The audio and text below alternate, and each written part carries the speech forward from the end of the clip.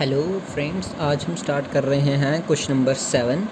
और आपको question number 7 में क्या लिखा हुआ है ध्यान से देखिए। If cot theta is equal to 7/8, आपको इवेलुएट करना है 1 plus sine theta into 1 minus sine theta, 1 plus cos theta into 1 minus cos theta. ठीक है, अब आपको इस क्वेश्चन में क्या दिया हुआ है, cot theta is equal to 7/8 और इवेलुएट करने को उसने क्या कहा पहले पार्ट में, 1 plus sine theta, 1 minus sine theta, 1 plus cos theta, 1 minus cos theta. ये आपका फर्स्ट पार्ट। ठीक है, क्वेश्चन ध्यान से देख लिया। आइए ये है आपका part. If cot theta is equal to 7/8, तो आपसे इवेल्युएट करने को उसने क्या कहा है, आपसे इवेल्युएट करने को वो कह रहा है कि 1 plus sine theta, 1 minus sine theta, 1 plus cos theta और 1 माइनस कॉस थीटा। ठीक है, अब सबसे पहली चीज़ तो आपको कॉट थीटा पता होना चाहिए। कॉट थीटा पता होने के लिए आपको सबसे पहले वही पंडित जी वाला फार्मूला, PB, यहाँ पाकिस्तान भूखा प्यासा, हिंदुस्तान हरा भरा, सुपर क्यू टीचर, कुछ भी आप याद कर सकते हो।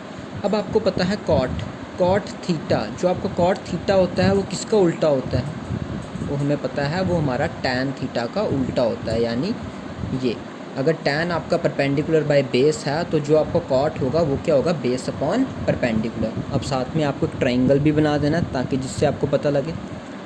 इसमें आपको थीटा हमेशा यहाँ पे रखना है ताकि थीटा की अपोजिट वाली साइड परपेंडिकुलर, इसको A नाम दे दो, इसको B नाम दे दो और इसको C नाम दे दो। ठीक है, अब कॉट थीटा है, cot theta equal to 7/8, simple 7। अब 7 क्या होगा, बेस आएगा 7, क्योंकि टैन कॉट का उल्टा होता है, तो अगर टैन होता तो परपेंडिकुलर बाय बेस लिखते। अब कॉट है तो आप क्या लिखोगे, base upon perpendicular, base BC यानी बेस अपॉन परपेंडिकुलर। तो बेस कितना हो गया आपका 7, परपेंडिकुलर कितना हो गया 8।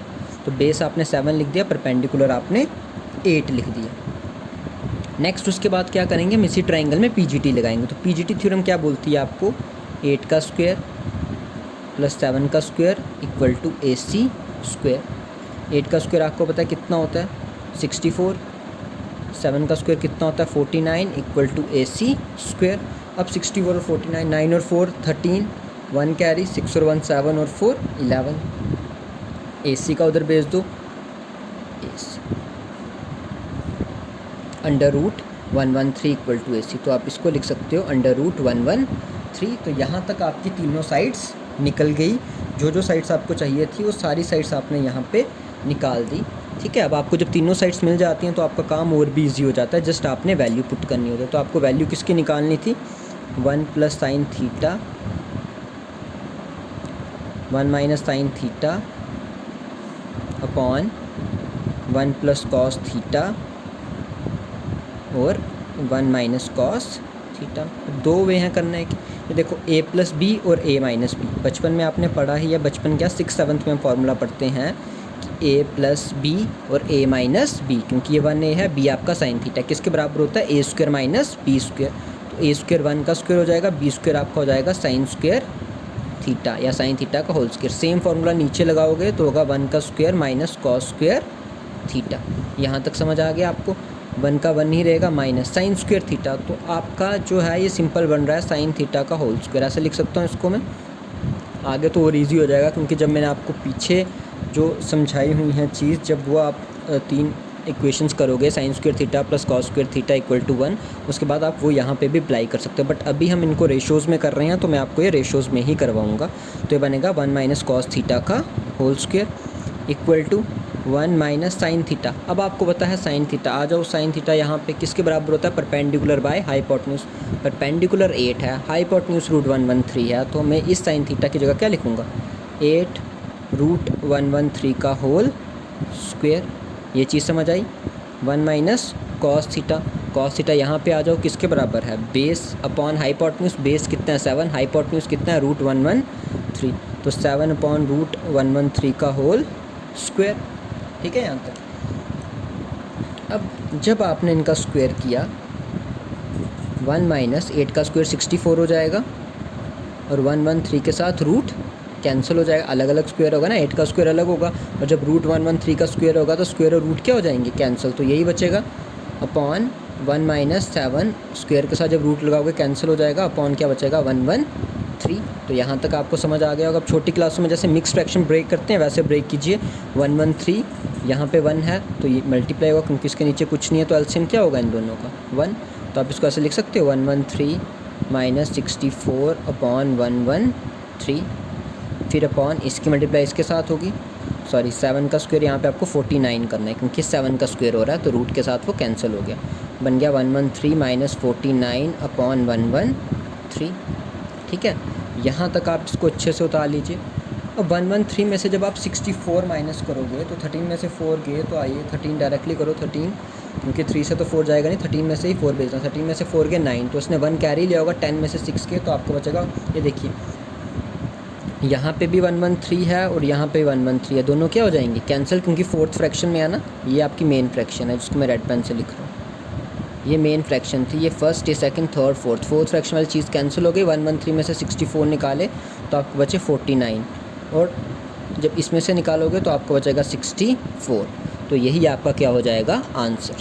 ठीक है, तो ये डायग्राम आप अच्छे से देखो 8 7 रूट 13, क्योंकि जो इसका सेकंड पार्ट है वो मैं आपको इधर ही समझा देता हूँ क्योंकि डायग्राम भी बनी हुई है और आपको भी यूज हो जाएगा। सेकंड पार्ट देखिए क्या पूछा था उसने क्वेश्चन में, कॉट स्क्वायर थीटा। तो उसने क्वेश्चन में पूछा हुआ है कॉट स्क्वायर थीटा, तो कॉट थीटा तो उसने सिंपल दिया हुआ था 7/8, तो कॉट स्क्वायर थीटा क्या होगा, तो कॉट स्क्वायर थीटा का मीनिंग होता है कॉट थीटा का होल स्क्वायर। जैसे मैंने यहाँ पे बताया था साइन स्क्वायर थीटा का मीनिंग, ये अच्छे से उतार लेना।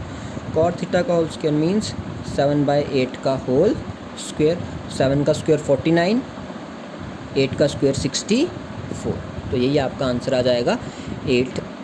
7 स्क्वायर 49 और 8 का स्क्वायर हो गया 64 and that is your answer.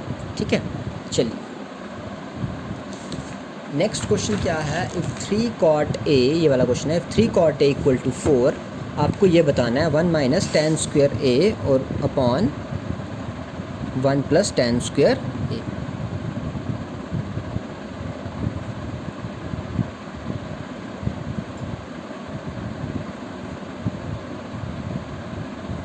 Square A और नॉट, यानी ये left hand side right hand side के इक्वल है। आपको दिया हुआ 3 cot a equal to 4। Again फिर से चलो पंडित जी के पास, उनको तो आप छोड़ ही नहीं सकते, मैंने कहा हर जगह लेके जाना उनको। पंडित बद्री प्रसाद, हर हर भोले, सोना चांदी तोले। 3 cot a equal to 4, that means cot a is 4/3। अब cot का एंगल a है, मीन्स जब आप ट्राइंगल बनाओगे तो a कहाँ पे रखना पड़ेगा, जहाँ से आप एंगल मेज़र करते हो। तो आप एंगल यहाँ से मेज़र कर रहे हो तो a को यहाँ पे रखना पड़ेगा। a की अपोजिट वाली साइड परपेंडिकुलर, इधर अपनी मर्जी से नाम BC कुछ भी दे दो। कॉट आपको पता है किसका उल्टा होता है, कॉट आपको पता है टैन का उल्टा होता है, तो बेस अपन परपेंडिकुलर आएगी यही चीज़, यानी 4 जो है वो आपका बेस होगा और 3 आपका क्या होगा परपेंडिकुलर। तो बेस आ गया आपका 4, 3 आ गया आपका परपेंडिकुलर। तो यहाँ तक मुझे लगता है कि आपको अच्छे से समझ आ गया होगा। 3 cot इक्वल टू 4/3, बेस हो गया 4 और 3 हो गया परपेंडिकुलर। अब ये देखिए पाइथागोरस ट्रिपलेट बन रहा है, क्योंकि 3 का स्क्वायर प्लस 4 का square equal to AC square, तो 9 plus 16 25 equal to AC square. जब रूट शिफ्ट करोगे तो 5 आ जाएगा आपका AC, तो यानी AC आपका कितना आ गया 5। तो ये आपको ट्राइंगल ईजिली मिल गई, ये काम आपने कर लिया। अब कुछ काम नहीं, अब सिर्फ यहाँ पे वैल्यू पुट करना है। तो हम दोनों साइड्स को एक साथ चलाएंगे। देखो जब आपको दोनों साइड को चलाना है, इसको भी और इसको भी, तब इम्प्लाइज़ का रोल अहम हो जाता है, क्योंकि आपको दोनों साइड से डालना। तो 1 माइनस tan स्क्वायर a को मैं कैसे लिख सकता हूँ, tan a का whole square upon 1 plus tan a का होल स्क्वायर।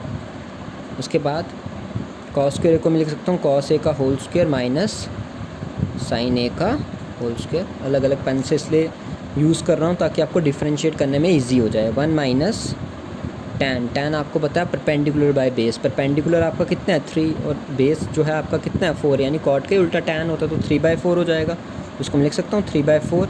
ये मेन फ्रैक्शन की लाइन आ गई, तो इसको 1 प्लस 3/4 इक्वालिटी आ गई। कॉस आपको पता है किसके बराबर होता है, बेस अपॉन हाइपोटेन्यूज। बेस आपका 4 है, हाइपोटेन्यूज आपका 5 है, तो हम इस cos a की जगह लिखेंगे 4/5 का स्क्वायर। साइन आपका क्या होता है परपेंडिकुलर बाय हाइपोटेन्यूज, तो उसकी जगह लिखूंगा 3/5 का स्क्वायर। दोनों साइड साथ साथ चलाते हैं। 4 यहाँ पे आ गया, मिक्स फ्रैक्शन की तरह करो, 4 1 ज़ा 4, क्योंकि इसका एलसीएम 1 होगा ना, तो 4 भी एलसीएम ले सकते हो। 4 1 ज़ा 4, 4 माइनस 3 1/4। अब आप बड़ी क्लास में पहुँच गए तो आपको डायरेक्टली ऐसी चीज़ करनी है। 4 1 ज़ा 4, 4 प्लस 3 7, तो ये हो जाएगा 7/4। इक्वालिटी वैसी रही, 4 का स्क्वायर 16, 5 का स्क्वायर 25, माइनस 3 का स्क्वायर 9, 5 का स्क्वायर 25। अब ये 4 और ये 4 आपका क्या हो गए कैंसिल, ठीक है। होप सो आपको यहाँ तक समझ आ गया होगा। ये 4 सॉरी यहाँ पे आपका स्क्वायर था, सॉरी ये स्क्वायर थे आपके, जो मैं भूल गया फॉरगेट करना। इस पार्ट को भी हम नहीं करेंगे क्योंकि मुझे लगा स्क्वायर नहीं है, बट यहाँ पे आपका स्क्वायर था तो पहले आपको स्क्वायर करना पड़ेगा, तो उसको आप कैंसिल आउट कर लीजिए, ठीक है। तो देखिए 1 - 3/4 का होल स्क्वायर मैं यहाँ पे लिख रहा हूँ, तो ये बनेगा 1/9/16, और यहाँ पे 1 + 3/4 का होल स्क्वायर है तो 1 + 9/16। यहाँ पे तो ठीक था, ये तो यही बनना था आपका 16/25 - 9/25। यहाँ तक अच्छे से आपको समझ आ गया होगा। देखिए 16 1 ज़ा, इसके नीचे कुछ नहीं है तो 1 ही होगा, इसके नीचे कुछ नहीं है तो 1 नहीं होगा, तो 16 दोनों का एलसीएम 16 आएगा, और 16 में से जब आप 9 माइनस करोगे तब आपका क्या बचेगा 7। तो दोबारा से मैं लिख देता हूँ जो आपने पीछे चीज़ स्किप की हुई थी। 1 - 9/16 इस तरह का था, और 1 + 9/16, और इस साइड था आपका 16/25 - 9/25, ठीक है। तो 16 1 16, 16 - 9 बचेगा 7 अपॉन 16 + 16 और 9 कितना हो जाएगा 25/16, और ये मेन लाइन इक्वालिटी की ये आ गई। इसके नीचे आपने 25 लिख दिया, 16 - 9 आपका बच जाएगा 7। ये 16 और 16 कैंसिल, तो 7/25, तो विच इम्प्लाई 7/25 इज इक्वल टू 7/25। तो यही चीज़ आपको प्रूव करनी थी, ठीक है। तो येस इट इज़ ट्रू, जो उसने पूछा था कि क्या ये पॉसिबल है, तो आप लिखोगे कि येस इट इज़ ट्रू। चलिए अब हमारे नेक्स्ट क्वेश्चन पे, that is your question number 9। Question number 9 आपको क्या कह रहा है, in triangle ABC right angle at B। Triangle ABC जो है वो राइट एंगल है, और राइट एंगल कहाँ पे ट्राइंगल है, वो B के ऊपर, B पे राइट एंगल है, और पूछा हुआ है इफ़ tan A = 1/√3, तो आपको बाकी चीज़ों की वैल्यू फाइंड आउट करनी है।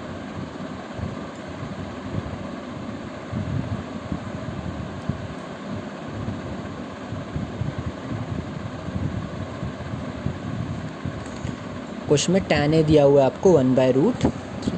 देखिए ये आपको गिवन है, tan A किसके बराबर है 1/√3, इसलिए A को यहाँ पे लिया तो B आपका परपेंडिकुलर आ गया, A की अपोजिट साइड। फिर से याद करिए PBP, her Bhole SCT sine cos tan A 1/√3। आप सब बच्चे प्यारे बच्चों को पता है tan होता है परपेंडिकुलर बाय बेस, तो परपेंडिकुलर आपका 1 है, बेस आपका √3 है, तो 1√3। तो ये वाली वैल्यू क्या होगी, ये वाली वैल्यू आपको पता लगेगी जब आप PGT थ्योरम लगाओगे। PGT थ्योरम के लिए 1 का स्क्वायर प्लस √3 का स्क्वायर हाइपोटेन्यूज स्क्वायर के बराबर, तो 1 का स्क्वायर 1 नहीं होता, √3 के स्क्वायर के साथ ही कैंसिल हो जाएगा, तो 3 बचेगा। h², ये 3 + 1 4 = h², तो विच इम्प्लाइज h आपका कितना हो जाएगा 2, तो हाइपोटेन्यूज आपका आ गया 2। अब आपके पास तीनों चीज़ें हैं 1√3/2, ये तीनों चीज़ें आपको पता लग गई हैं। अब हम चलते हैं क्वेश्चन पे। तो क्वेश्चन में आपसे उसने क्या क्या पूछा है, find the value of sin A cos C plus sin A cos C plus cos A sin C, ठीक है।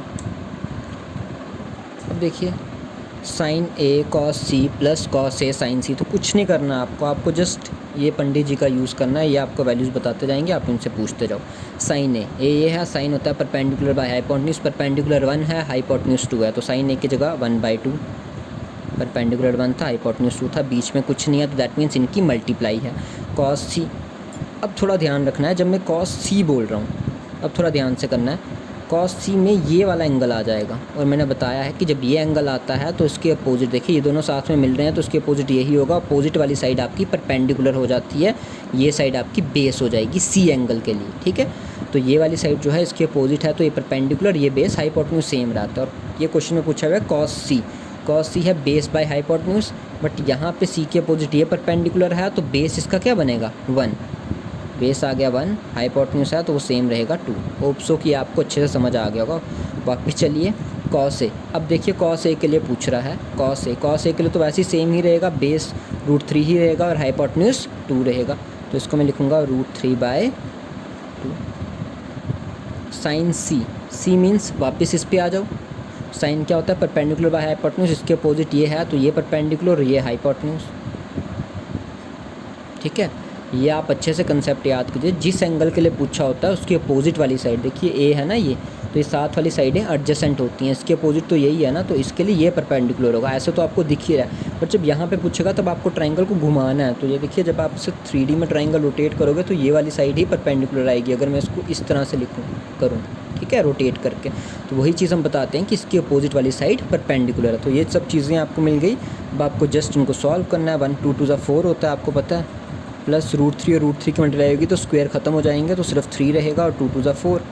जब 3 बेसिस सेम, बेस 4 है, 4 का एलसीएम 4 ही आएगा। न्यूमरेटर स्क्वायर करो डायरेक्ट, तो 4/4, तो आपका आंसर कितना हो गया? 1। ट्राइंगल याद रखना ABC, क्योंकि अब एक और पार्ट इसका है, तो ट्राइंगल है ABC 1 √3 और 2।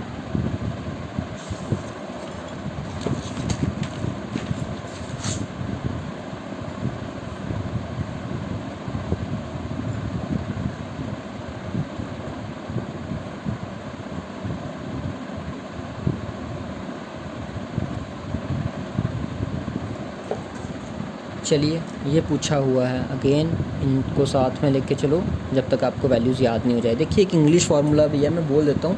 सम people have curly black hair till painted black. अगर जिसको ये नहीं याद हो रहा तो इंग्लिश में याद रखिए, क्योंकि ये सेंटेंस है। जब आप सेंटेंस में याद करोगे तब आपको ये लिखने की ज़रूरत नहीं। बट जब मैं बोल रहा हूँ some people have, that means some means sine, people means perpendicular, have means hypotenuse, तो यानी साइन का आ गया perpendicular upon hypotenuse. Some people have curly black hair, जब मैं करली ब्लैक हेयर बोल रहा हूँ तो C means cos, black hair means base by hypotenuse.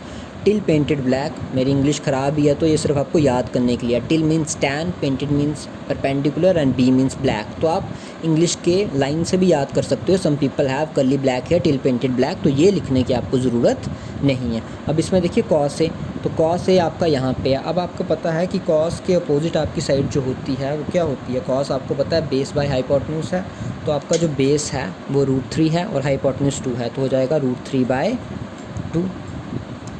ठीक है, √3/2 हो गया।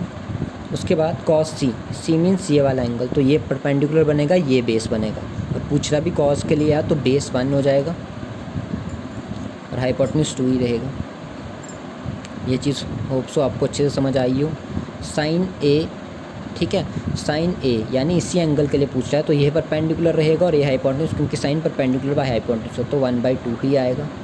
उसके बाद फिर पूछ रहा है साइन सी के लिए। अब साइन सी के लिए अपोजिट क्या हो जाएगा? परपेंडिकुलर, और ये आपका हाइपोटेन्यूज यानी √3/2। अगर आप ध्यान से देखो ये सेम चीज़ है और सेम ही चीज़ माइनस हो रही है, तो आप डायरेक्टली काट के इसको 0 भी कर सकते हो। बट अगर ऐसे समझ नहीं आ रहा तो √3 के मल्टीप्लाई 1 से तो √3 आएगा, 2 2 4 माइनस √3 के मल्टीप्लाई 1 से √3 आएगा, 2 2 4। तो ये भी √3/4, ये भी √3/4, दोनों कैंसिल आउट कर दोगे तो आंसर आपका कितना हो जाएगा? 0। तो मुझे लगता है कि मैंने अच्छे से आपको समझा दिया है इसका और इसका कंसेप्ट, जिसका आपको खास ध्यान रखना है क्वेश्चंस को सॉल्व करते वक्त। नेक्स्ट आपको क्वेश्चन नंबर 10 है। क्वेश्चन नंबर 10 क्या कह रहा है कि अगर आपको कोई ट्राइंगल PQR है जो राइट ट्राइंगल्ड है Q पे, कोई ट्राइंगल PQR है जो राइट एंगल्ड है आपका Q पे, यानी Q पे वो 90 डिग्री है, और PR + QR जो है वो है 25 centimetre and PQ is 5 centimetre. Determine sine P, cos P and tan P। देखिए, जिसकी वैल्यू निकालनी है मैं उसको इस तरह से बनाऊंगा। ये देखिए, मैंने ये ट्रायंगल बनाया क्योंकि sign P, cos P, tan P निकालना था, तो यहाँ पे रखता अगर P को, तो आपको, क्योंकि यहाँ पे भी P रख के आप कर सकते हो, बट बच्चों को इधर से ज़्यादा इजीली अवेलेबल रहता है क्योंकि उनको डायरेक्टली दिख जाता है परपेंडिकुलर हाइपोटेन्यूज है, तो कंफ्यूज नहीं होते हैं वो। ठीक है, तो ये उसने ट्राइंगल बनेगा, P ये नहीं है। क्वेश्चन में देखिए क्या क्या दिया हुआ है, PR + QR 25 सेंटीमीटर, तो यहाँ पे मैं लिख देता हूँ, ये आपको क्वेश्चन नंबर 10 आंसर। जो चीज़ गिवन है पहले वो लिख दो, PR + QR 25 सेंटीमीटर। तो जब आपका PR और QR 25 सेंटीमीटर है, PQ आपको दिया हुआ है 5 सेंटीमीटर, PQ आपको दिया हुआ है 5 सेंटीमीटर। तो मैं अपनी फिगर में PQ को मेंशन कर देता हूँ 5 सेंटीमीटर। ये मेरा PQ आ गया। ट्राइंगल की तीनों साइड पता करने के लिए तीनों साइड पता होना ज़रूरी है, बट हमें तो सिर्फ एक साइड पता है ना। अगर मैं PR को X मान लूँ, क्योंकि मैथ एक ऐसा सब्जेक्ट है इसमें एक्स बहुत बार यूज़ होता है, इसलिए बार बार एक्स की याद आती है। तो आप इधर रखिए ध्यान अपना, अगर मैं पी आर को जो है, let P R be x centimetre, क्योंकि सेंटीमीटर में ही क्वेश्चन है और पी आर को मैंने एक्स मान लिया, तो therefore x plus Q R कितना है 25, तो क्यू आर की वैल्यू कितनी हो जाएगी 25 माइनस एक्स। ये स्टेप समझ आया? कुछ भी नहीं किया, इस पी आर की जगह एक्स रखा प्लस क्यू आर 25, तो क्यू आर को लिख दिया, ये एक्स उधर जाएगा 25 माइनस एक्स। तो यानी यहाँ पे क्यू आर की वैल्यू आ गई 25 माइनस एक्स, ये 5 मेरे पास है, अब मेरे पास रह गया सिर्फ पी आर। अब मैं लगाऊंगा P G T by Pythagoras theorem. Pythagoras theorem क्या कहती है? Perpendicular square means Q R square. तो क्यू आर आपका कितना है 25 माइनस एक्स, इसका स्क्वायर प्लस बेस आपका कितना है 5 का स्क्वायर, किसके बराबर होगा? हाइपोटेन्यूज, जो आपका क्या है पी आर का स्क्वायर। अब यहाँ पे देखिए क्या लगेगा, a माइनस बी का होल स्क्वायर। तो आपको पता है 25 का स्क्वायर होता है 625, बी स्क्वायर होता है एक्स स्क्वायर माइनस 2ab, तो 25 into 2 50 into x minus 50x, 5 का स्क्वायर हो जाएगा 25 इक्वल टू पी आर का स्क्वायर, विच इम्प्लाइज 625 और 50, 25 ये वाला 25, तो 650 हो गए पूरे आपके, और ये बन गया एक्स स्क्वायर माइनस 50x और ये प्लस, ठीक है, x square minus 50x plus 650। अब आपको क्या करना है, अब आपको बनाने हैं यहाँ पे फैक्टर्स।